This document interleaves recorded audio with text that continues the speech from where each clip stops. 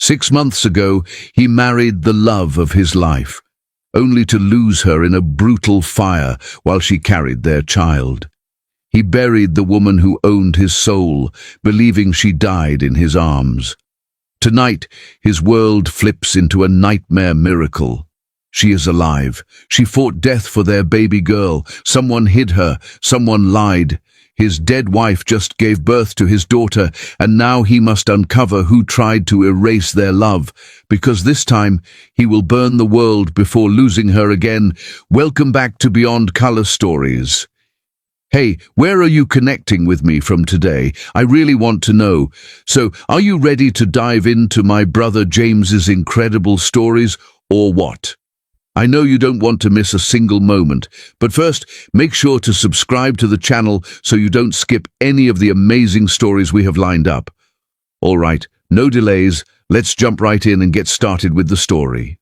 Robbie used to believe life only handed her heartbreaks, until Nathan stepped into her world and rewrote her destiny with gentle hands and a patient soul. Their first 6 months of marriage were the kind of bliss people wrote poems about. Lazy weekend mornings tangled in soft sheets, late-night laughter echoing through a home filled with warmth, little forehead kisses whenever she passed by him in the hallway, and the constant promise of forever in his hazel eyes. She would wake up every morning to find his arms wrapped protectively around her waist, as if even in sleep he refused to let her go. Nathan loved her loudly, proudly, and without hesitation. He brought her flowers for no reason, danced with her in the kitchen to their favorite songs, and whispered dreams of a future that sounded sweeter than any fairy tale. The world had finally given Robbie something precious, and she cherished every second of her happily ever after. But life has a terrifying way of turning heaven into hell without warning.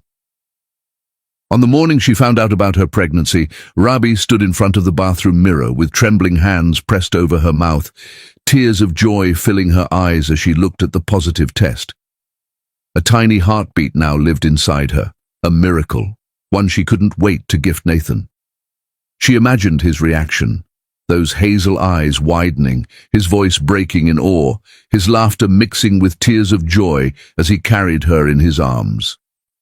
She spent the entire day planning the surprise, decorating a small corner of their bedroom with tiny shoes and a note that read, "Daddy, I'm on my way." Her heart fluttered every time she pictured him seeing it. She even recorded a little voice note for him to discover later, rehearsing how she'd break the news with playful excitement. Her love for Nathan and their unborn child made her glow brighter than the moonlight that evening. But happiness sometimes paints a target on the heart. As night fell, Robbie prepared dinner while humming their favorite love song, the aroma of roasted garlic and spices filling their warm kitchen. Nathan hadn't returned yet, so she lit a few candles to create their usual dreamy atmosphere. She slipped a soft hand over her belly, already protective, already full of love. Then she heard a noise outside. A loud clang like metal hitting something hard. She paused and frowned, peeking through the window. Nothing, just darkness and the distant sound of traffic. She shook it off and returned to stirring the pot, unaware that her nightmare was creeping closer with every passing second. The flame on the gas stove flickered strangely, almost dancing wildly as though a storm was brewing inside their home. Suddenly, a blast of heat surged upward. Flames whooshed to life, climbing the walls like furious beasts with uncontrollable hunger. The curtains ignited instantly, sparks flying through the air, and the fire roared louder than thunder.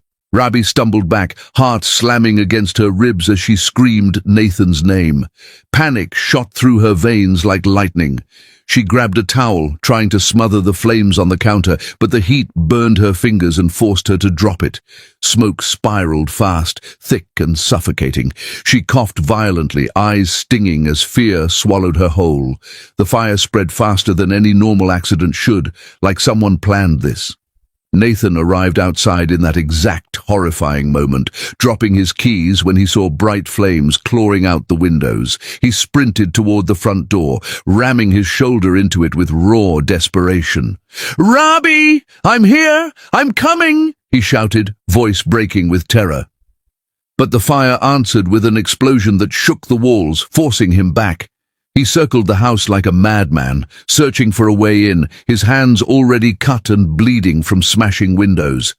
Inside, Rabi choked through smoke, crawling low, fiercely protecting her belly with her arms as she fought to breathe. She could hear Nathan calling her name. He was so close, she just needed to reach him. But every path to freedom was blocked by the inferno. She screamed as loud as her scorched lungs allowed. "Nathan, I'm here! Please!" Nathan tried again, this time through the back, but the ceiling began to collapse, sending down burning debris that nearly crushed him. Firefighters dragged him away, shouting that the structure was seconds from total collapse. He kicked violently, sobbing Rabi's name like a prayer, like a final goodbye. And right there, as smoke swallowed everything he loved, Kiara placed a cruel hand on his shoulder, pretending to console him while locking her evil smile deep inside. "She didn't make it," she whispered softly, planting poison in his mind. Nathan collapsed to his knees, screaming into the night, believing his heart, his wife, his baby were gone forever. But Rabi was not dead. Before the fire truly reached her, thick arms grabbed her from behind. A cloth smothered her face, stealing her voice and her breath. She fought, nails tearing skin, desperate to protect her child. But the drug was stronger than her terror. The last thing she saw before losing consciousness was the glimpse of Kiara's cold, satisfied eyes watching everything from the shadows. When Rabi woke up, she was strapped to a bed in a strange clinic with no windows, an IV poisoning her veins. Panic surged through her as she tried to sit up, her stomach tightening painfully. Her baby. She begged the silent walls of the room to let her live, to let her keep her child safe. Days passed like broken nightmares. She only saw masked faces and heard whispers about inheritance and removing obstacles. She clung to her belly, promising her unborn daughter that Mama would fight. Mini cliffhanger. A guard once spoke loudly outside her door. Kiara wants results soon, and Rabi knew her time was running out. As her due date grew closer, Rabi's fear became a weapon she used to survive. She memorized every sound, every shift change, every weak lock. The moment contractions began, a stabbing pain that nearly buckled her knees, she realized this was her only chance. She ripped the IV out with shaking hands, blood staining the sheets. Heart racing, she slipped out of her restraints and stumbled through a partially open door. Down the hallway, she could hear footsteps approaching. She pressed against a wall, holding her breath, willing herself invisible. The footsteps passed.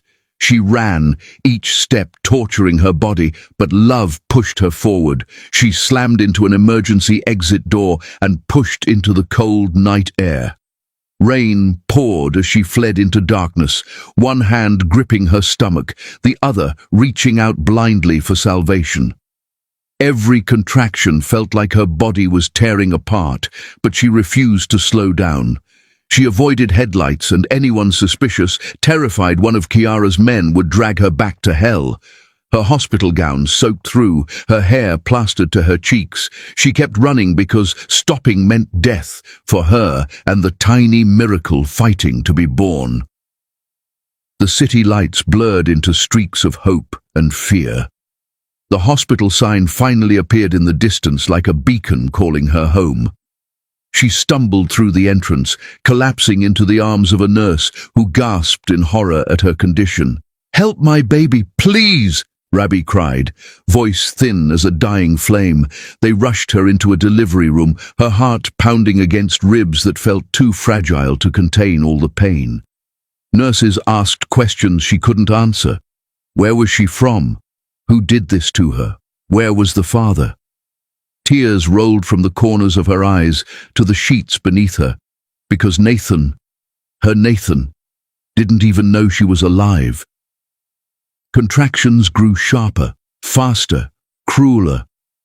She screamed into the pillow, gripping the rails of the hospital bed, praying Kiara wouldn't find her before her baby found the world. She imagined Nathan's smile again, the one she had been so eager to see when she planned her surprise. Now she didn't know if she'd ever feel his hand in hers again. Yet somewhere deep inside, she held onto a fragile hope, a belief that love wouldn't abandon her now. While sweat soaked her hair and doctors prepared for emergency delivery, Rabi whispered into the chaos of beeping machines and frantic voices, "Nathan, please find us before she does." A shadow from the hallway paused outside her room, watching. Nathan never thought silence could be this loud. Since the night flames devoured his world, silence had become a roaring monster inside his head, echoing every heartbeat that did not deserve to exist. Every corner of his mansion reminded him of what he lost. Not just a woman, but the only reason he ever learned how to love. Where there was once warmth, soft lights, gentle music, her laughter like wind chimes, there was now emptiness colder than winter's bones. His expensive home was a museum of memories he could not touch. He would sit every evening at the massive dining table, a feast prepared by world-class chefs, growing cold and forgotten, his eyes locked onto the empty velvet chair across from him. That chair wasn't furniture. It was a grave. He remembered how Rabi used to swing her legs under the table, teasing him by stealing his food, grinning when he pretended to be annoyed. Now that chair stared back at him like a silent accusation. You failed to save us. And he believed it. Nathan lived his life like a man condemned to survive. He wore armor disguised as tailored suits, walked through boardrooms with the authority of a king, yet inside he was rubble. Millions respected him. Billions envied him. But no one, not one soul, saw the shattered man beneath the perfectly buttoned suit. Everyone recognized the billionaire, not the widower. The world praised him for achievements he couldn't care less about. Every success felt like an insult to the love he lost. Some nights he sat in the dark, feeling the weight of loneliness crawl into his chest, pressing so hard he felt it might crack his ribs. His staff observed him with quiet heartbreak, whispering in hallways that their CEO was breathing but not living, present but not alive. They saw how alcohol became his lullaby, how sleep was his enemy because dreams dragged him back into those flames. The nightmares never showed mercy. They made him relive the screams, the collapse of burning beams, the suffocating smoke that stole his ability to think, to act, to save.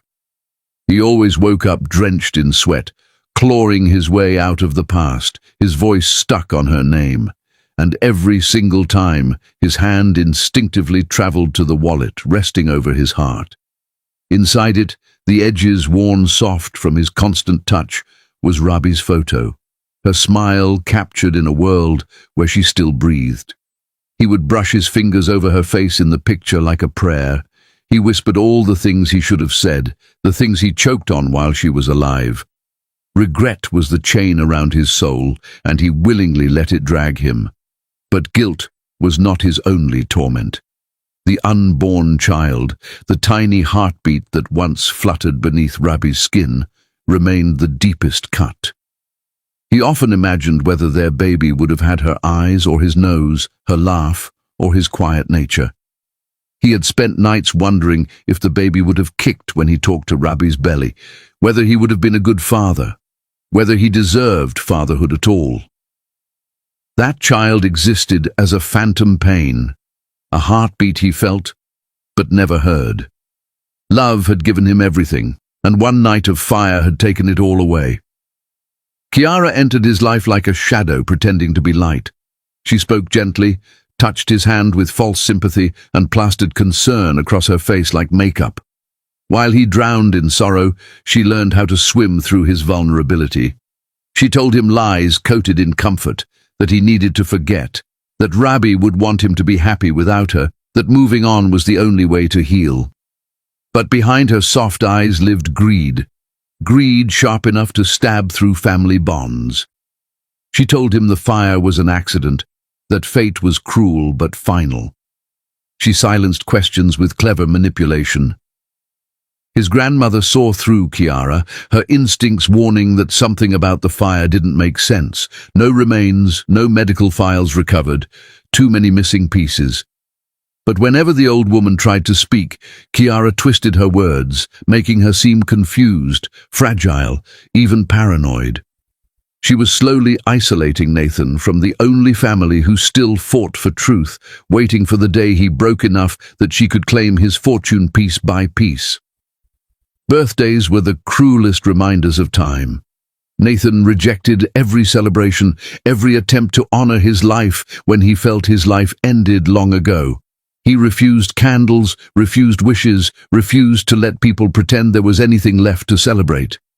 While the world continued spinning, Nathan stood completely still, trapped in the night that destroyed him. His grandmother cried quietly behind closed doors, begging destiny to show him mercy. But destiny seemed deaf. Until now. Sometimes, when the house got too quiet, he heard Rabbi's voice, soft, close, like she was calling him from another room. Those moments were his greatest torment, because his heart reacted before his brain could whisper the truth. Impossible. Still, he turned toward the sound every time, because love never dies, even when the person does. One stormy evening, rain smashed against his office windows with relentless fury. The sky felt angry, like it carried secrets too heavy to keep. Nathan stood before his desk, staring blankly at numbers that blurred together, his exhausted mind refusing to cooperate. Then, his phone vibrated. Unknown number. A tiny flicker of curiosity cut through the monotony. His hand hovered before he finally swiped to answer. "Mr. Nathan Hale?"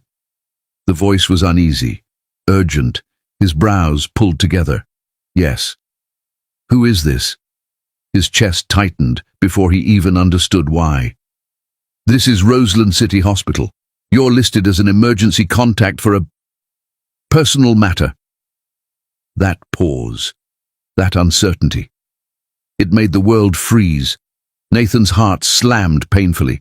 Hospitals were nightmares. Hospitals meant loss. His knuckles turned white around the phone.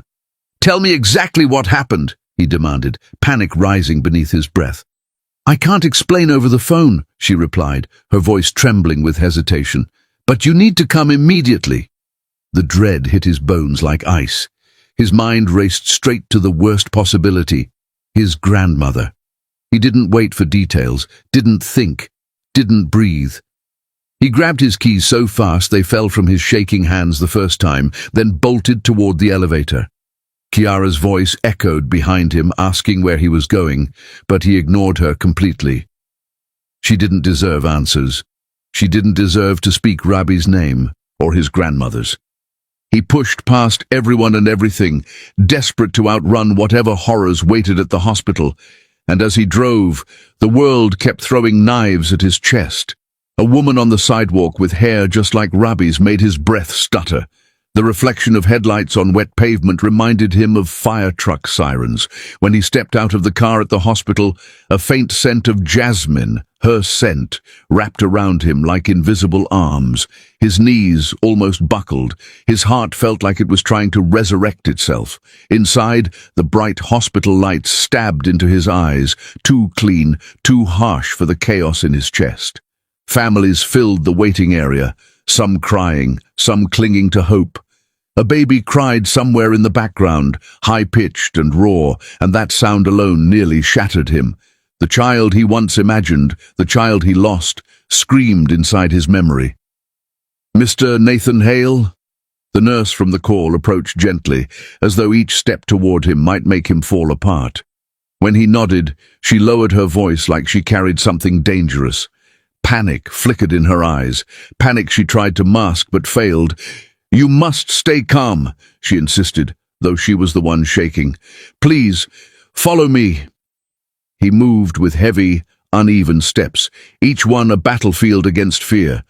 The hallway seemed endless, stretching like time itself was slowing down to make him suffer longer. Doors opened and shut around him, doctors rushing past with purpose he couldn't feel. He tried to inhale, but every breath tasted like anticipation and terror. The closer they got, the more impossible breathing became. And then something hit him, a feeling, a pulse in the air. Like familiarity, like someone he once held was just around that corner waiting for him. His heartbeat faltered, then thundered. He stopped. He knew. His heart knew before the truth came. The nurse pushed open a door halfway and turned back to face him. Her lips quivered as she spoke the words that made the ground disappear beneath him. "She's alive. She needs you." The hallway fell away from Nathan the moment those words left the nurse's lips. "She's alive. She needs you." For a split second his pulse froze, then returned with a violent roar like his heart was trying to break out of his chest to run to her first. He stumbled forward, disbelief and hope wrestling inside him, his throat closing around every breath as though each inhale was too miraculous to be real. His thoughts collided violently. The fire, the funeral with an empty coffin, the nightmares that tortured him for years. All of it suddenly cracking apart under the impossible truth that she was just beyond that door. The nurse pushed the door open fully, and the sharp scent of antiseptic rushed out, carrying with it a sound that punched straight through his soul, a woman screaming in agony. That voice he had mourned, missed, begged for in his dreams. He didn't walk, he ran. His shoes nearly slipped against the polished floor as he surged inside the room, his breath evaporating the moment his gaze landed on her. Rabi, alive, breathing, crying, fighting. Her body writhed beneath the bright surgical lights, sweat glimmering across her skin as she clutched the bed rails like they were the only anchor keeping her from drowning in pain. Her hair was a wild black halo, tangled from hours of labor, framing a face he thought belonged only to memories and framed photographs. Her eyes squeezed shut, tears streaming down, and just when he feared it was a dream, her lids snapped open, and she saw him. The world fractured and rebuilt itself in a single heartbeat. Her lips parted in shock, and a broken sob leaped out of her. "Nathan!" she breathed, voice trembling with disbelief and unbearable relief. His name sounded like a prayer, dragged through flames. His legs nearly gave out. His chest felt too full, too tight, as if love itself was trying to claw its way out from where he had buried it deep within his grief. He inched closer, afraid she might vanish into smoke if he moved too fast. The room dissolved around them. Doctors, nurses, shouts. Nothing existed except the impossible resurrection in front of him. His hand rose shakily, wanting to touch her, to confirm that she wasn't a ghost. "You're alive," he whispered, each word fractured with 8 years of broken heartbeats, and reality hit him harder than any disaster ever had. But there was no time for reunion. A desperate scream ripped from Rabi's throat as a contraction slammed through her uterus. Nurses rushed, their voices sharp and urgent as they instructed her to push. Nathan jerked, stunned by what was happening. Not only was Rabi alive, she was giving birth. His mind struggled to process both miracles at once. His heart was sprinting too fast for logic to catch up. He spun toward the doctor, panic flashing in his eyes. Is she okay? What's happening?" The doctor barely spared him a glance, too focused on the arrival of life. "She's in active labor. The baby is crowning. She needs to push now." That word, baby, was a lightning strike straight to his soul. His pulse exploded. He looked at Rabi again, eyes wide as he whispered, "A baby. Our baby." The shock on his face made Rabi cry harder, pain and love tangled together in her expression. She opened her mouth to answer, but only a scream came as she pushed with every shred of strength she had left. Nathan stumbled to her side, grabbing her hand, squeezing it like he never wanted to let go again. He leaned his forehead to hers, their tears mixing between breaths. "I'm here. I'm here. I swear I'm not leaving again," he choked out, every word drenched in promise and regret. Rabi gasped for air, her voice cracking as she cried, "Kiara!" She tried to, but another contraction ripped away her ability to speak. Nathan's spine locked at the name. Kiara, that serpent he let crawl into his life. The realization hit him like a punch. This wasn't fate. This wasn't destiny. This was betrayal. Someone stole 8 years from them. Rage sparked behind his ribs, dark and violent, but he shoved it down for the moment because Rabi needed him. The truth could come later. The nurses urged again, louder this time, and Rabi screamed once more, pushing with every bone in her body shaking. Nathan's heart felt like it was being shredded. Seeing her suffering while he stood helpless tore him open. Then, a cry split the air. A sound both fragile and fierce, announcing existence with pure defiance. Nathan froze as he watched a tiny body emerge into the world, slick with newness and wrapped in a destiny neither parent imagined. The doctor lifted the newborn and for a moment, time bowed. The baby girl trembled her first breaths, then cried louder, demanding the universe acknowledge her arrival. Nathan's vision blurred with tears he didn't remember summoning. The doctor handed him the child, confident hands placing a miracle into the arms of a man who once believed he didn't deserve fatherhood. His fingers trembled as he cradled the baby against him. She was warm, real, alive. Her skin shone a beautiful brown tone, and when her tiny eyelids fluttered open, he saw Hazel, his Hazel. His heart detonated with love so fierce it hurt. "My God," he whispered, voice breaking apart completely. "She's perfect." Mini cliffhanger. He had a daughter. A daughter he never got to protect. A daughter Kiara had tried to erase. Rabi sobbed with relief. Her eyes locked onto the child she fought against death to protect. Nathan leaned down so Rabi could kiss their newborn's forehead, his hand cupping Rabi's cheek with terrified tenderness, like he feared she might vanish if he blinked. "You're alive, both of you," he breathed, the words shaky and reverent. The doctor checked Rabi's bleeding, concern flickering, but Nathan didn't look away from his family. His whole world was right here in this room, after years of living inside a grave. He kissed the baby's head, and then Rabi's trembling hands, feeling his heart resurrect piece by piece. But the warmth of the moment couldn't silence the shadows creeping back into his thoughts. How long had Rabi been alone? Why didn't she contact him? Who kept her away? The truth lingered like a blade waiting to drop. Rabi tried to speak again, panic glittering in her eyes. "Nathan! She'll come. Kiara knows I'm alive. She'll take my baby," she whispered, fear strangling the edges of her voice. Nathan's jaw clenched so hard his teeth nearly cracked. He pulled Rabi and the baby closer, his voice low and lethal. "No one is taking you away again.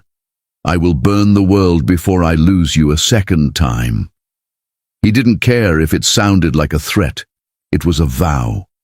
Love had turned into a weapon inside him, and he was ready to use it. Nathan's rage was awakening, and it was aimed directly at Kiara. He looked at Rabi, really looked, the bruises on her arm, the bandaged wounds along her ribs, the terror still shaped into her features. She didn't survive the fire unscathed. She'd survived hell. Someone kept her hidden, hurt her, hunted her, and now labor had nearly taken her before the truth could reach him. Nathan gently brushed her tears away, promising softly, "You are safe now." "I'm right here." Rabi clung to his hand like it was life itself. She stared into his eyes as though memorizing him all over again. I thought you died inside the fire," she whispered, a confession born from the darkest fear. Nathan shook his head, his voice raw. "No. It was me who died. But now you brought me back." They didn't know danger was already lurking. The nurses stepped away to allow them a moment, unaware they were standing at the edge of a war.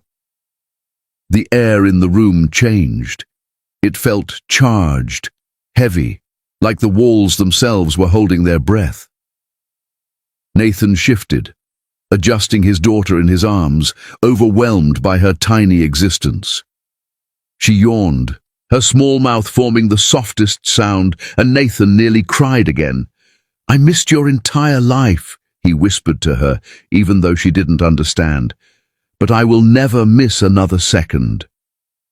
The peace was too brief to trust. Then, footsteps, slow, sharp, too familiar. A presence entered the doorway, dripping venom into the air before a single word was spoken. Nathan's grip tightened around his newborn, his instincts screaming danger. Rabi's eyes widened with terror, all the color draining from her face as she stared past Nathan's shoulder.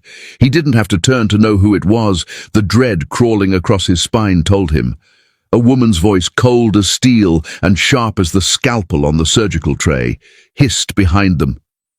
"She shouldn't be alive." 4. The room felt suddenly smaller, air heavier, as a slow, deliberate click echoed across the polished floor. Nathan's chest tightened, every nerve firing like a warning bell, and he realized before he even turned that danger had arrived. Kiara emerged from the doorway, head high, shoulders back, her expensive heels striking the floor with deliberate rhythm. Each step a countdown to doom. Her lips curved into that wicked, knowing grin that had haunted Nathan's nightmares for months. The world seemed to freeze for a heartbeat, then bend as she sauntered closer, eyes glinting like knives sharpened with malice. "Surprised to see me?" she purred, voice silk over steel, dripping triumph. Nathan's pulse surged, fury coiled in his chest, tighter than smoke in a closed room. This was the woman who had stolen 6 months of their lives, who had set a fire that had almost killed his wife, almost robbed him of fatherhood, almost crushed his soul. And now she stood there as though the world owed her applause. Rabi's grip tightened on their daughter as the reality hit her like a physical blow. Kiara's presence didn't just threaten their safety, it threatened their very survival. Her lips twisted in amusement at Rabi's terror, eyes roaming the hospital room as if claiming it for herself. "Nathan," Kiara began, her voice dripping venom and satisfaction, "you really thought you could survive without me controlling the board, without me controlling your life, without me deciding your fate?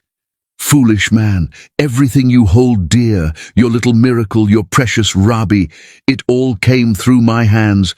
The fire, the disappearance, all mine. Do you feel it? The fear? That's power, Nathan. That's what I've always had." Nathan's blood turned to molten rage. His fingers clenched so tightly around Rabi that she flinched, but he ignored it. Every word Kiara spoke burned like acid across memory and reality, fusing pain, anger, and disbelief. She revealed it all with the confidence of a predator gloating over its prey.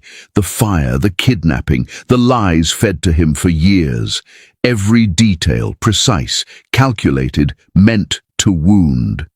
Nathan's roar broke the room, his voice cracked like thunder across the sterile hospital walls, every ounce of rage he had been suppressing for years exploding in one seismic moment. "You will never touch my family again."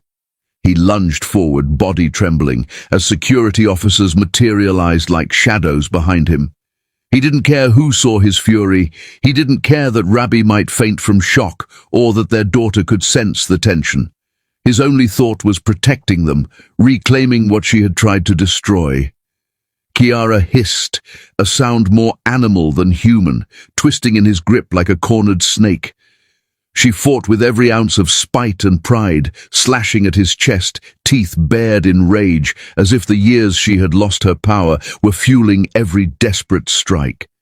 The nurses and hospital staff scrambled, voices rising in chaos, but Nathan's focus narrowed to one singular truth. She would not take another life from him. Rabi clutched his arm, her nails digging into his sleeve, overwhelmed by the storm finally turning in their favor. She trembled, both from relief and from the sheer force of emotions, fear, anger, and the residual pain of childbirth intertwining. For the first time in months, she allowed herself a breath that was not held in terror. Nathan's body tensed as he saw Kiara's face, twisted with the delight of her own cruelty, her arrogance blinding to the consequences of her actions. "I will come back!" Kiara screamed, her voice a curse that tried to claw into their sanctuary. "I will take everything, and I will finish what I started." "You can't escape me, Nathan. You never could." Every syllable struck like fire across his veins. Nathan's reply was immediate, raw, thunderous. "You will never touch my family again," he growled, his voice layered with every year of loss, every nightmare survived, every broken moment he had carried alone. Security officers surged forward, restraining Kiara as Nathan's fury gave her no quarter. He held Rabbi and Amara close, shielding them as he turned his body into a human barricade, a living wall between past terror and present salvation. Kiara screamed and thrashed, a wild storm suddenly caged, but Nathan's eyes never left her. He knew every move, every smirk, every plan she had ever devised against them. Rabbi's grip tightened, and a shiver ran down her spine. Part fear, part exhilaration, realizing the nightmare was here, but for the first time, her side was safe. Authorities arrived moments later, cuffing Kiara and dragging her toward justice she never imagined. The hospital air buzzed with adrenaline, the chaos subsiding as officers escorted her out, leaving her voice echoing warnings, curses, and promises of return. Nathan finally exhaled, a long, shuddering release, but his relief was tempered by exhaustion, both physical and emotional. He looked at Rabbi, whose face was pale, eyes wide, and body trembling. Months of trauma, months of hiding, and the miracle of survival had left her fragile, delicate as a candle flame still flickering after a storm. Rabbi swayed, her vision blurring as the adrenaline drained away, her body succumbing to exhaustion and the long hidden pain of captivity and childbirth. Nathan caught her immediately, holding her close as she sagged into his chest. His arms wrapped around her as though to prevent the world from ever touching her again, whispering reassurances that she barely heard through tears and trembling lips. "You're safe now," he murmured over and over, a mantra meant for both their hearts.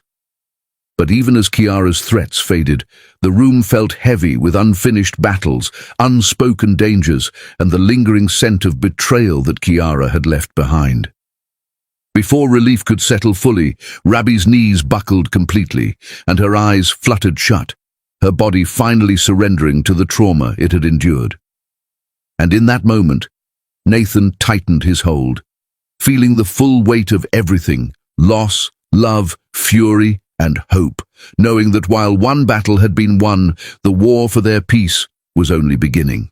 Nathan's arms burned with the effort of holding Rabbi as they moved swiftly through the hospital corridors, each step weighted with a desperate urgency that left his muscles screaming in protest.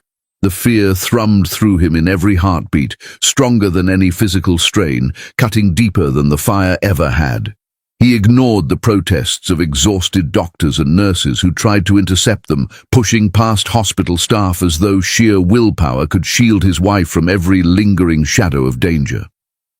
Rabbi's head rested lightly against his chest, her breaths shallow and rapid, a fragile rhythm that reminded him how close they had come to losing everything, and how perilously thin life had balanced in the hours after the fire. With every step toward a private room, Nathan's mind raced through every possible consequence, every threat that Kiara's presence had left hanging over them.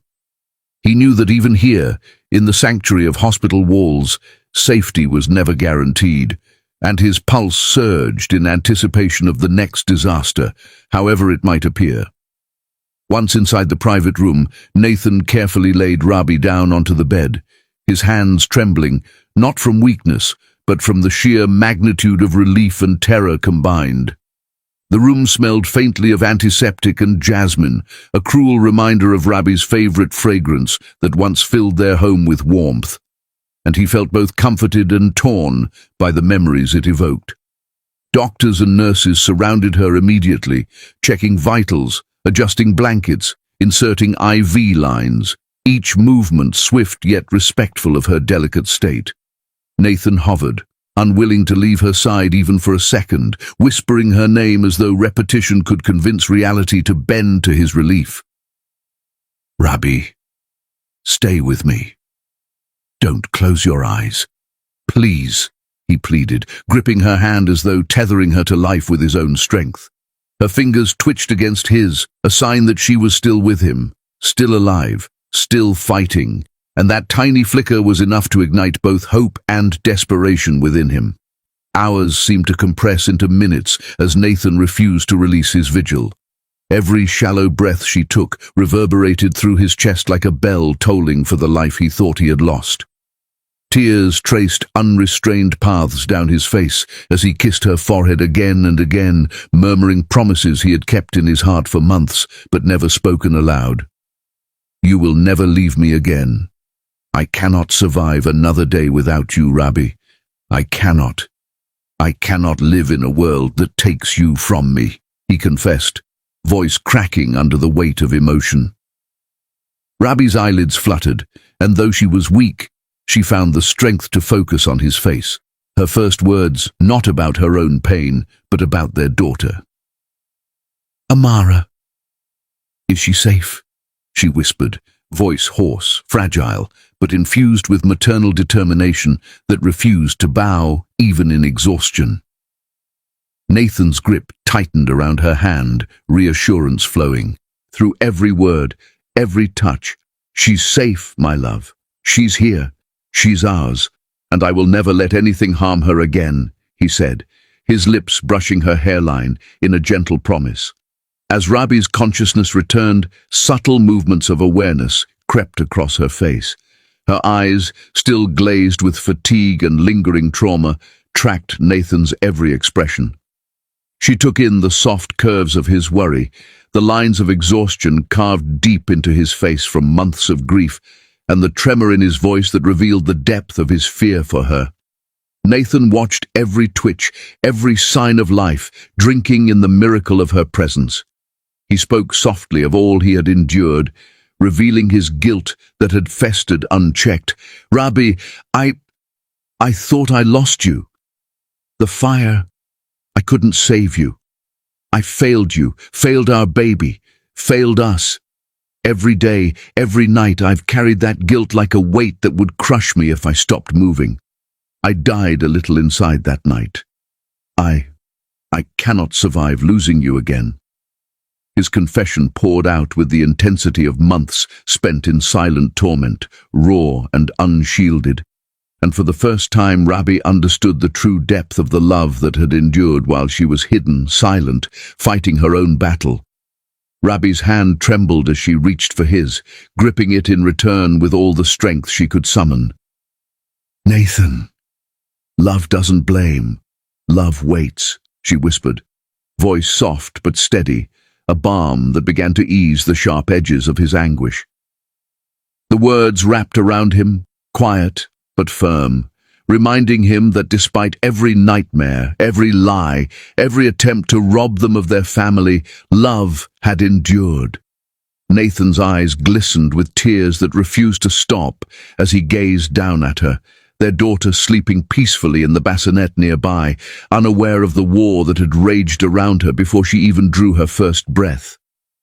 Amara's presence, tiny, innocent, alive, grounded him, making the past month's torment feel simultaneously heavier and more bearable, a paradox of grief and salvation.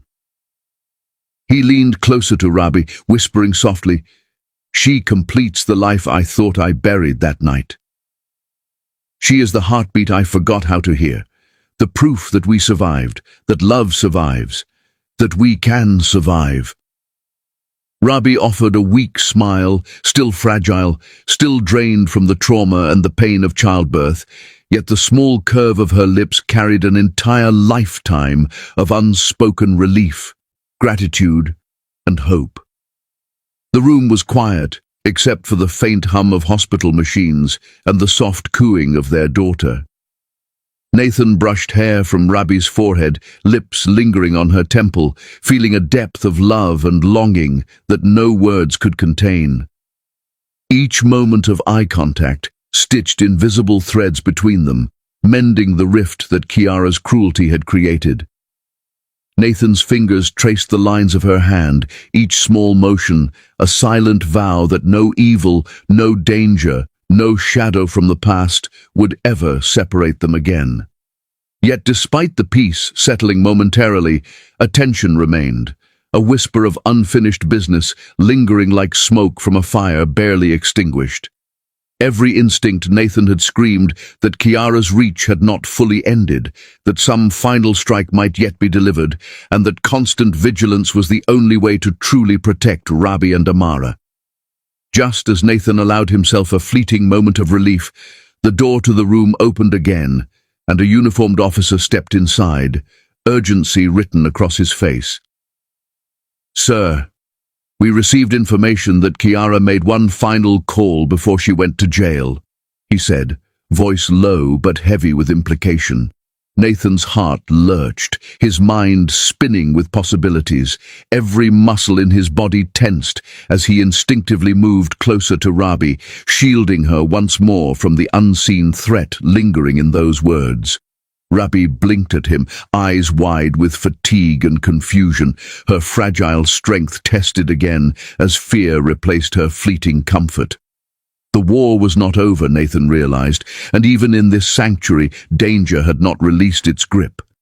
The officer hesitated, glancing around nervously as though the very air carried Kiara's lingering malice, before finally dropping a single sentence that made Nathan's chest tighten with dread. "She said, she's not done yet."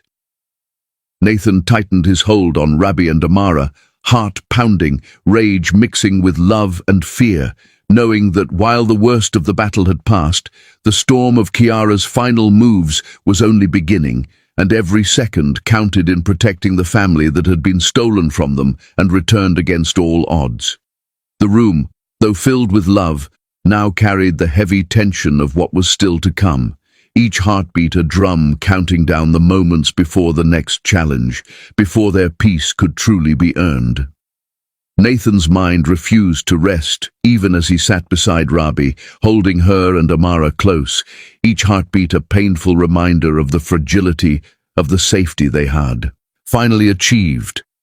The detective's words from earlier reverberated in his mind like a warning drum. Kiara's allies could strike at any moment, even now, when it seemed the storm had passed. Nathan's muscles coiled with the tension of a predator ready to pounce. His protective instinct surged so fiercely he felt every fiber of his being attuned to any threat that could come near his wife and daughter. Rabi stirred slightly against his chest, a weak whimper escaping her lips, and Nathan's gaze snapped toward her in instinctive panic. He pressed a kiss to her hairline, whispering that nothing would harm them again, that every shadow from their past was now powerless against his vigilance. Yet he could not completely silence the terror twisting in his chest, the realization that Kiara's vengeance had not entirely ended, that danger lurked even beyond the walls of this hospital. With careful determination, Nathan began preparing for their departure. He gathered every possession Rabi had kept with her, every small token of her life that Kiara could never destroy, packing them quietly while she held Amara, her fingers tightening around the baby's tiny body. Every time Rabi's hands trembled, Nathan wrapped his own around hers, steadying her as though his strength could erase the scars of the months she had endured in captivity. He carried them to a private exit, one used only for emergencies, as security personnel flanked them on all sides, eyes sharp and alert to every sound, every movement in the hallways that could indicate danger. Rabi's arms shook with fatigue and residual fear. Her mind replayed memories of chains, of whispered threats, of isolation, of helplessness, and every recollection drew a fresh shiver through her body. Nathan felt her tension, her panic, and held her tighter, murmuring promises that he would never let her face such terror again, that Amara and she would never know fear under his watch. Mini cliffhanger. A shadow darted across a security camera's feed, and Nathan's gut clenched, a fleeting reminder that vigilance could never waver. The journey to the mansion was tense, every second weighed down with the unspoken knowledge that Kiara's lingering influence had allies in unknown corners, ready to strike if given the slightest opportunity. Nathan's grip on the wheel was white-knuckled, his mind scanning every street, every alley, imagining threats lurking behind every turn. He glanced at Rabi and Amara in the rearview mirror, their delicate features illuminated by the passing streetlights, and his chest ached with a mixture of love and fury. Love for the family he had reclaimed, and fury for the cruelty they had endured. Amara stirred slightly, a soft whimper echoing in the confined space of the car, and Nathan's thumb brushed across her small cheek, a protective gesture that felt simultaneously ritualistic and sacred. He repeated silent prayers that the night would pass without interference, that the fortress he was building around them would hold, that the shadows of Kiara's past would not touch them again. Upon arrival at the mansion, Nathan's eyes scanned every familiar detail, assessing threats and security vulnerabilities with the precision of a man who had spent months surviving fear. Guards now patrolled in tighter formations, cameras blinked strategically at every angle, and alarms were tested repeatedly. Nathan ushered Rabi and Amara inside, making sure their entry remained undetected by the outside world. Every item of previous decor that could remind Rabi of danger was removed or destroyed, shattered memories of fear replaced by the warmth of security. He personally oversaw the creation of a nursery for Amara, soft blankets, pastel colors, and familiar toys arranged with care to evoke calm and joy rather than anxiety and dread. Rabi's eyes, misty yet beginning to shimmer with hope, scanned the room, and a tentative smile curved her lips as she whispered appreciation. Nathan returned the smile, masking the anxiety still lodged deep within his chest, and promised himself that he would protect this haven at all costs, that no external force would break the fragile peace they were beginning to rebuild. Mini cliffhanger. A subtle knock on the mansion door made Nathan freeze mid-motion, every muscle tensing as his instincts screamed that danger might have followed them. Later, they finally allowed themselves a moment of respite. Nathan laid Rabi on their bed, Amara nestled safely between them, breathing in rhythm with their parents slowly returning calm. He pressed gentle kisses to Rabi's lips, lingering as though with each touch he could erase the memory of months of suffering. The weight of past trauma began to loosen slightly, replaced with tenderness, longing, and the quiet joy of reunion. Rabi melted into his embrace, her body finally allowing itself to relax, but her voice, soft yet trembling, broke through the fragile calm. "Nathan, do you still want us after everything?" The words carried fear, uncertainty, and the raw vulnerability of a woman who had endured captivity, loss, and terror, and Nathan's heart clenched with the awareness of how much healing remained. He pressed a kiss to her temple, tightening his hold, whispering reassurances, yet beneath it all, the shadow of lingering threats and Kiara's potential final moves lingered like a storm waiting on the horizon. Mini cliffhanger. Even in the safety of their home, Nathan's instincts flared. Every creak, every flicker of light, every whisper of the night could signal that their nightmare wasn't yet over. Nathan remained vigilant throughout the night, holding both Rabi and Amara close, a sentinel against all harm. He reflected on how fragile life had been, how quickly it had been stolen, and how precious it was now. The mansion, fortified with love, security, and intention, became more than a home. It became a symbol of resilience, survival, and determination to never allow fear to dominate their lives again. Yet in every soft sigh of relief, every warm touch shared between husband, wife, and child, a tiny knot of tension reminded Nathan that Kiara's influence still lingered. Their path to safety was not guaranteed. It was built on vigilance, courage, and unwavering love, and Nathan resolved that he would meet any shadow with the same fiery devotion he had used to reclaim them from the brink of despair. As they settled into the night, a faint sound from the mansion's outer grounds, a footstep too deliberate, too soft to be casual, made Nathan's head snap toward the window, eyes darkening with protective fury. The battle for their family's safety had only just begun. Nathan held Rabbi's face gently in his hands, the world outside dissolving into nothingness as he gazed into her tear-filled eyes, feeling the weight of 6 months' absence collapse into a single heartbeat. The faint tremor of her lips against his palms reminded him how fragile she had been, how much she had endured, and how much love had survived even in the darkest hours of separation. Every ounce of fear, grief, longing, and suppressed desire he had carried since the night the fire claimed her seemed to pour into that one gentle hold, the moment of reunion crystallizing into a lifetime of emotion. Rabbi's eyelids fluttered as she blinked away tears, her gaze searching his face as if trying to confirm that he was real, that the world had not been cruel enough to take him away as well. The trembling in her body, the softness in her eyes, and the faint hitch of her breath made Nathan feel alive in ways no power or wealth ever could. He realized that the beating of his heart, the quickened rhythm of his pulse, had always been reserved for this very moment, for her, for the family they had almost lost. He pressed his lips to hers with deliberate care, slow at first, savoring the feeling of her warmth against him, then deeper, insistent, a kiss that was both confession and promise, apology and redemption, a reclamation of the intimacy stolen from them. Rabbi clung to him as if the last 6 months had been a nightmare she was now awakening from, and Nathan marveled at the resilience she had shown, at the courage that had kept her alive and strong enough to walk back into his arms, to find hope still waiting there. A sudden knock echoed down the hospital hallway, distant yet sharp, making both of them freeze, their breaths catching, a reminder that the past was never far behind. As the night deepened, their reunion transformed into intimacy layered with desperate fire and careful tenderness.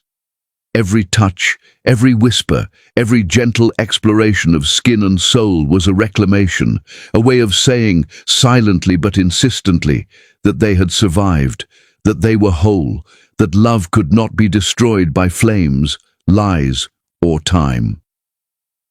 Nathan traced the contours of her shoulders, arms, and back, as if memorizing what he had feared lost forever, mapping the geography of her body with reverence, with gratitude that she was alive, that she had returned to him. Rabbi responded with soft murmurs, clinging to him as though their union could heal not only the body but the soul, letting herself be carried by trust and love, yet always aware, deep in the back of her mind, that danger had once stalked her and could return. The room was filled with whispered names, soft gasps, and tears that fell freely, expressions of relief and raw emotion that could not be contained, a symphony of intimacy born from suffering and hope. The sound of the baby monitor buzzed faintly in the background, a reminder that Amara's fragile safety was never far from their consciousness, that even this sanctuary had thin walls. Afterward, Rabbi lay against Nathan's chest, her sobs muffled against the fabric of his suit, releasing months of trapped fear and longing. Nathan held her, feeling the trembling of her body slowly fade as he whispered words of love and safety, promises that were more than verbal gestures, but the very core of his existence now. He admired the strength she had shown through captivity, through isolation, and through trauma, recognizing that every small movement, every shudder of relief, was proof of a resilience that matched his own desperation to protect her. Robbie's fingers found his jawline, tracing the sharp lines he had once been too distracted to notice, whispering that he had given her reason to live when all else had abandoned her. And Nathan's chest ached at the depth of that confession. Each word, each breath shared between them was a thread sewing the fabric of trust back together, a delicate construction of hope that required careful handling, yet promised immense reward. The faint sound of a door opening somewhere in the hospital corridor made both of them freeze, hearts pounding with the instinctive need to protect themselves and Amara, a silent warning that the world outside their room remained unpredictable. Nathan spoke in low, deliberate tones, not only to reassure Rabbi, but to fortify himself, reminding himself that every vow he made now was a shield against the darkness that had haunted them for so long. He swore that he would be the father Amara deserved, present in every heartbeat, every milestone, every laugh, every tear, never allowing absence or fear to take his family from him again. Rabbi listened, chest rising and falling with a mixture of relief, disbelief, and burgeoning hope, as the weight of her past traumas gradually lifted, replaced by the undeniable reality of safety, love, and reunion. For the first time since the fire, she believed that the world could exist beyond fear, that love could conquer even the deepest scars, and that their little family, small, fragile, and newly reclaimed, could grow stronger in the warmth of their devotion. A shadow flickered past the window blinds outside the room, a movement barely perceptible yet enough to remind them that vigilance was a necessity, that threats could appear without warning. They spoke softly through the night, untangling the threads of pain, articulating the fears that had plagued them, and planting seeds of joy and hope for the future. Nathan asked about every small detail of her months away, every hardship endured in silence, every moment she had feared she would never see him again. Rabbi shared her terror, her courage, and her quiet strategies for survival, allowing Nathan to witness the depth of her intelligence and resilience. They laughed through tears, a sound that felt alien yet restorative, rediscovering the joy that had been almost erased from their lives. Every touch, glance, and whispered reassurance was a brick in the fortress they were rebuilding around their hearts, a fortress strong enough to protect them from both the lingering fear and the ever-present threats of the outside world. Amara stirred in her sleep, tiny fists clenching, reminding them both that their vigilance must extend to the smallest, most innocent life they now protected with everything they had. Finally, as dawn approached and the first light touched the edges of the hospital curtains, Nathan's gaze hardened with resolve. The intensity in his eyes reflected a decision that had been forming since the moment he found Rabbi and Amara. A decision that demanded a visible, undeniable declaration of their bond, a public reaffirmation of their unbreakable connection. His fingers lingered on Rabbi's temple, tracing lines of sorrow turned to hope, and he whispered with a clarity born of months of despair and longing, "We marry again, properly, tomorrow." The words, simple but profound, were both promise and prelude, sealing a vow that no fire, no lie, and no malicious force could ever sever. The soft coo of Amara, echoing in perfect harmony with the beating of their hearts, seemed to respond to Nathan's vow, yet the faint shadow moving outside the room reminded them that even in moments of complete love, danger could still linger, waiting for the smallest misstep. 8. The sun dipped low in the sky, spilling gold across the mansion garden, where roses bloomed with a fragrance that Rabbi had once tended with her gentle hands, a memory of love she had poured into every petal, every stem. The garden felt alive, as if it too understood the significance of the day, a resurrection, a triumph over fire, betrayal, and months of anguish. Nathan stood at the end of the aisle, his posture tall, his gaze unwavering, though his heart thudded like a drum tuned to the rhythm of the universe, a rhythm that had led him back to this very moment. Every breath he took was heavy with gratitude and awe, the past horrors a stark contrast to the serene beauty surrounding him. Candles flickered along the short aisle, their flames whispering promises of warmth and protection, and the soft hum of music wound through the air like silk wrapping around them. A sudden rustle from the hedges made Nathan's eyes narrow instinctively. Every survival instinct still alive within him reminded him that peace could be fragile, that danger might still linger even on a day of joy. Rabi emerged, carrying Amara in her arms, the tiny life they had fought so hard to protect cradled against her chest. Her gown shimmered softly, kissed by the last rays of sunlight, the fabric hugging her form in a way that celebrated both her strength and vulnerability. She looked radiant, not because of perfection, but because of survival, because of the courage that had carried her through months of darkness. Nathan's breath caught as he took in every detail, the soft curve of her neck, the determined set of her jaw, the luminous tears glinting on her cheeks as she met his eyes. Amara stirred slightly, tiny fingers gripping Rabi's blouse, and Nathan felt a surge of protectiveness so intense it almost knocked him off balance. This child, this little miracle, was the living proof of love's endurance. One of the candles wavered violently in the sudden gust of wind, making Nathan instinctively glance around, a reminder that nature, like the past, could still surprise them. Nathan's grandmother stepped forward, her hands trembling slightly as she cupped Rabi's face, then kissed Amara's tiny cheek, tears slipping freely down her cheeks. Her eyes glimmered with joy that had been bottled for months, emotions suppressed only to spill in this moment of triumph. The old woman's blessings felt sacred, imbued with the weight of survival, heritage, and the knowledge that love had won where cruelty had tried to dominate. Nathan's chest tightened as he witnessed the generational acknowledgement of what had been reclaimed: family, love, trust, and the beginning of a future they had almost lost.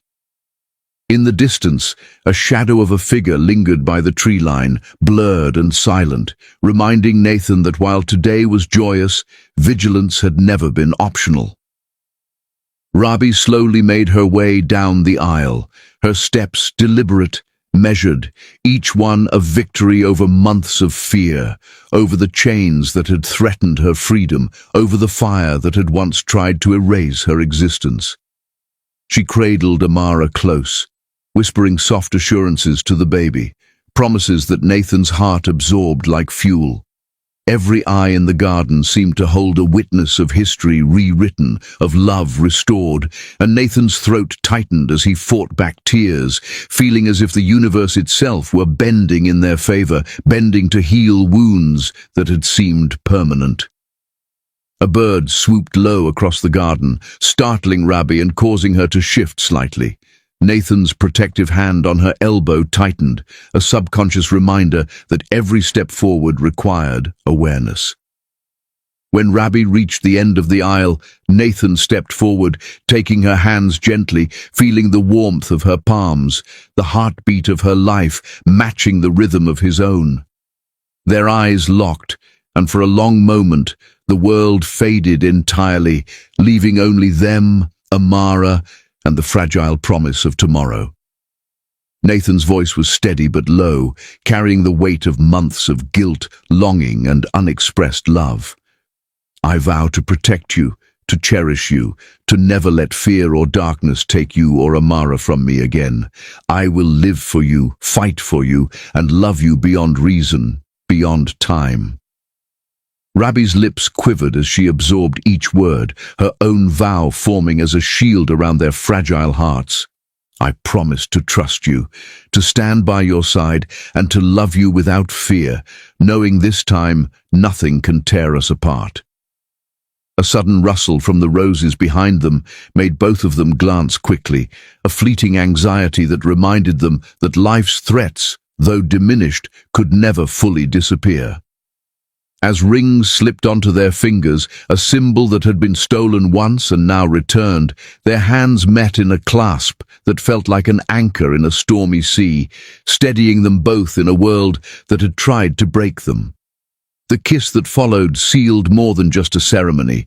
It sealed the resurrection of hearts, the triumph of love over fire and deception, the proof that even the deepest scars could bloom into beauty.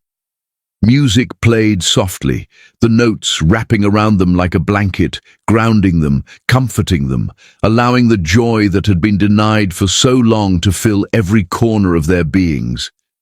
Amara stirred in Nathan's arms, cooing softly, and he felt a full swell of fatherly love, a tide of emotion that cemented the completeness of the moment.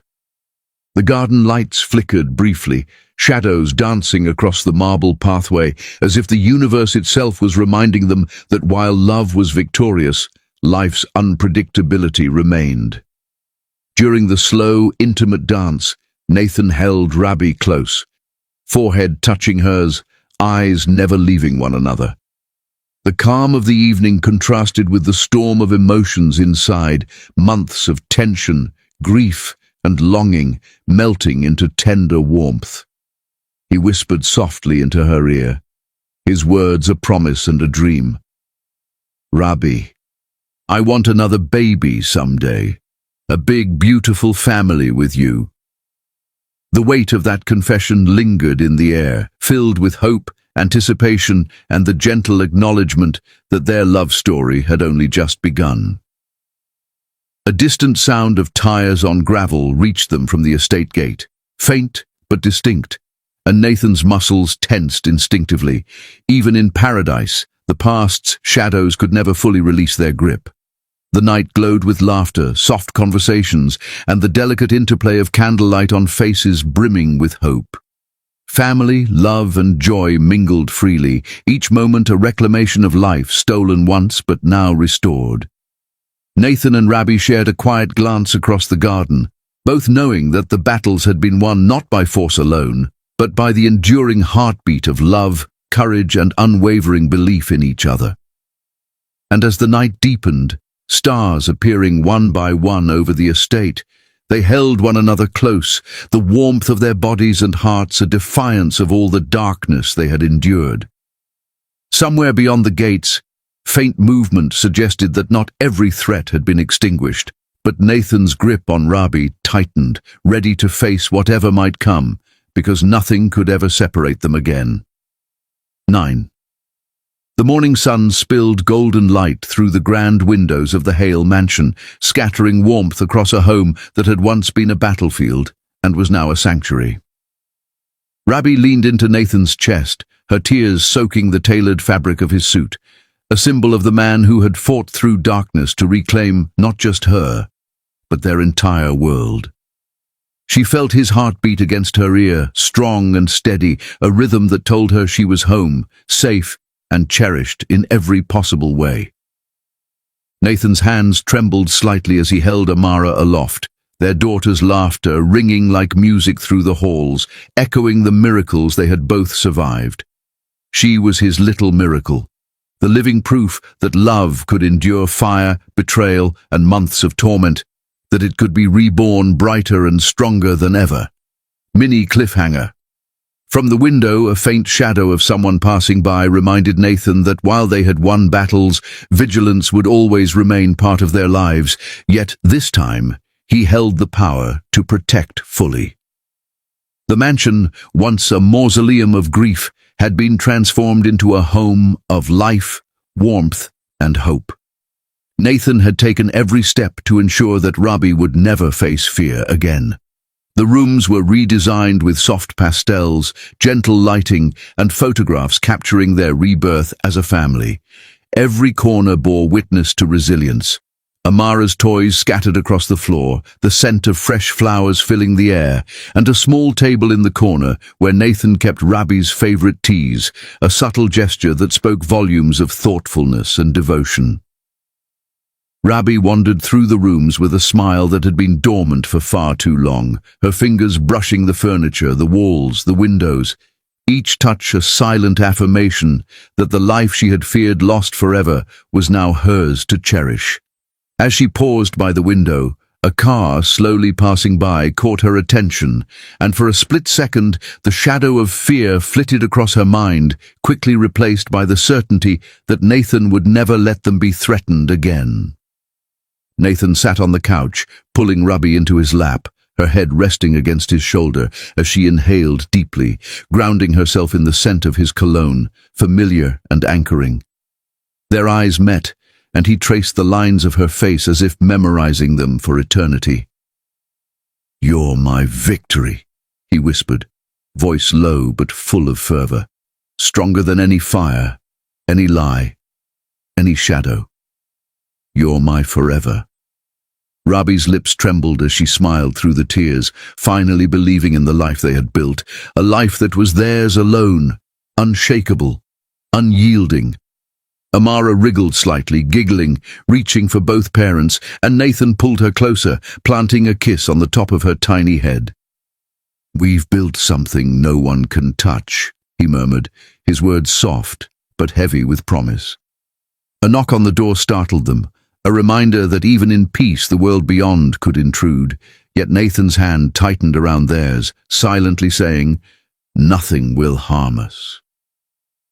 The weeks unfolded like pages of a story rewritten with care and love. Nathan immersed himself not just in business, but in fatherhood and husbandry, discovering joy in the simple routines, reading Amara's bedtime stories aloud, holding Ruby close as she recounted dreams she had once feared sharing, and preparing breakfasts that became laughter-filled rituals. Every glance, every touch, every whispered secret became a stitch in the fabric of their healing. Ruby, in turn, reclaimed her power as a mother, as a partner, and as a woman whose life had once been stolen. She walked with confidence through the halls, her laughter ringing out like wind chimes, her gaze soft but unyielding, reflecting a soul that had been tempered in fire but never broken. One evening, a faint ringing of the phone, unfamiliar yet distant, like a reminder from the past, made Nathan pause, eyes narrowing, but Ruby's hand over his heart reassured him. They were ready for anything together. Nathan redesigned the company with a new vision: family first, empathy over greed, and honoring the resilience of the women who shaped the lives of those who worked there. Policies were rewritten to support working parents, to provide maternity support, and to champion women who had endured hardships yet emerged stronger. Every decision, every meeting, every signature Nathan laid upon paper was a tribute to Ruby's courage and the child they had fought to protect. It wasn't just business, it was a reflection of their story, a testament that love and strength could influence more than a household. It could reshape an empire. As he signed a particularly large initiative to support families, a sense of unease lingered for a fraction of a second. A reminder that while Kiara was gone, shadows sometimes left residual traces, but Nathan's resolve was absolute. Nights in the mansion became sanctuaries of intimacy, tenderness, and passion. Nathan and Ruby would share long, quiet evenings, skin against skin, whispered confessions dissolving the scars that still lingered, and laughter spilling into the bedrooms that were once filled with fear. Every kiss, every brush of fingers, every embrace rebuilt the trust stolen from them. Nathan marveled at Ruby's beauty, not just physical but the strength, courage, and resilience that radiated from her, illuminating every corner of his heart. They spoke endlessly in the stillness, dreams for the future mingling with the reality of the present, reconstructing the foundation of their family on love, trust, and shared survival. During one quiet evening, a faint noise from Amara's nursery made Nathan freeze, a reminder that vigilance would always shadow their joy, yet he smiled, knowing together they were unstoppable.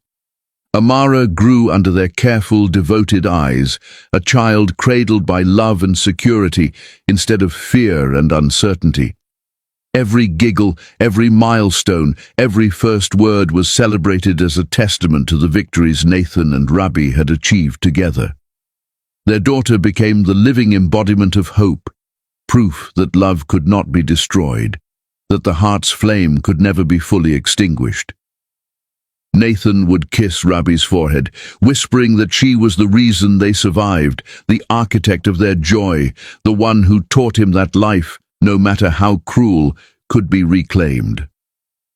Rabbi, in return, held him close, feeling the beat of his heart against hers, a rhythmic promise that they would never be torn apart again.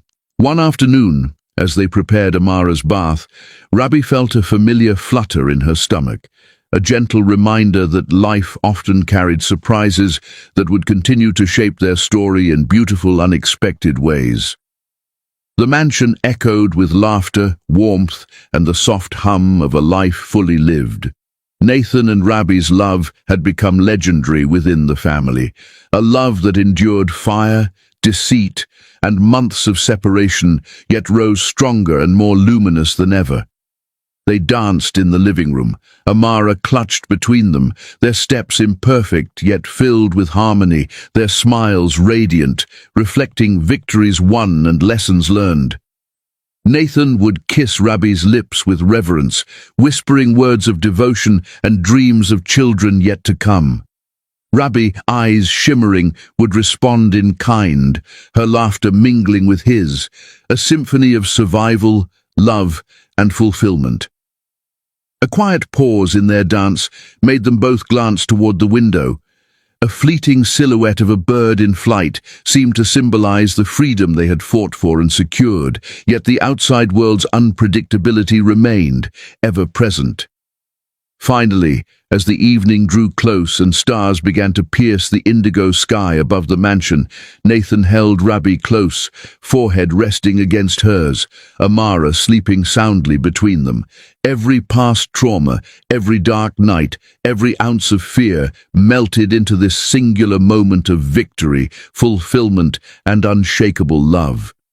Nathan whispered, voice trembling but resolute, "We have everything now. Everything we fought for. You, Amara, this family. It's all mine to protect, all mine to love."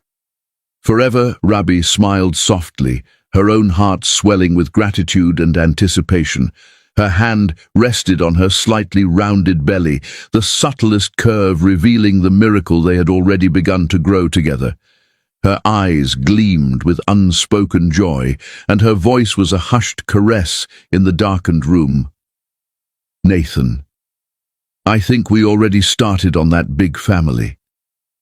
The words hung in the air like a promise, a culmination of years of pain, love, and resilience, a perfect ending to a journey reborn, a love that had never wavered, and a future unbroken, radiant and infinite. And that's where we leave today's story, my friends. Hearts racing, tears falling, and emotions soaring. Did it touch your soul? I hope it did, because stories like these remind us that love, hope, and family always find a way. If you felt every moment, don't forget to like, subscribe, and hit the notification bell so you never miss a journey like this. Share your thoughts in the comments. I really want to know how this story made you feel. Until next time, keep your hearts open, your dreams alive, and stay tuned for more unforgettable stories here on Beyond Color Stories.